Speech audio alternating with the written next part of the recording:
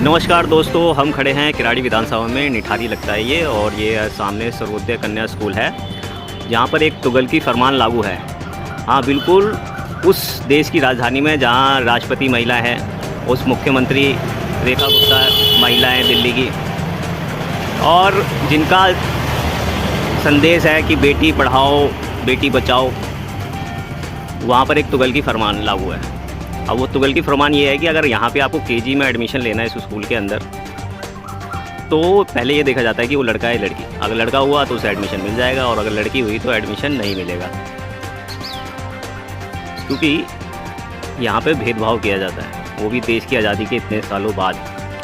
तो सवाल ये उठता है कि जब रेखा गुप्ता जी दिल्ली में बजट पेश करती हैं और कहती हैं कि भाई हमारा 19,000 करोड़ का बजट है, तो उस बजट का क्या फ़ायदा जब यहाँ पे ऐसे कामचोर अधिकारी बैठे हो तो ये कहते हो कि भाई यहाँ पे हम पढ़ा ही नहीं सकते और केजी जो क्लासेज है वो शुरू नहीं करा सकते। और यहाँ तक कि झूठ बोल देते हैं कि भाई साहब ये तो किराड़ी विधानसभा में लगता ही नहीं है, ये तो निठारी में लगता है। उनको ये तक नहीं पता कि निठारी किराड़ी विधानसभा के अंदर आता है। तो जब ऐसे अधिकारी बैठे हैं तो जो देश की बेटियाँ हैं उनको भविष्य और उनके जो सपनों का गला घोट दिया जाता है इन अधिकारियों द्वारा।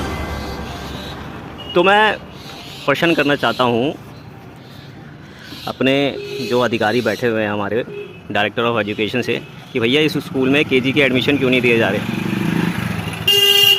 और यदि यह सरकार होती, यहाँ पर मनीष सिसोदिया शिक्षा मंत्री होते, केजरीवाल की सरकार होती, तो इस स्कूल में एक अगले ही दिन केजी एडमिशन शुरू हो गए होते। लेकिन यहाँ पे तो तुगलकी फरमान लागू है, रेखा गुप्ता जी की सरकार है, आशीष सूद शिक्षा मंत्री जी है, और नरेंद्र मोदी की केंद्र में सरकार है।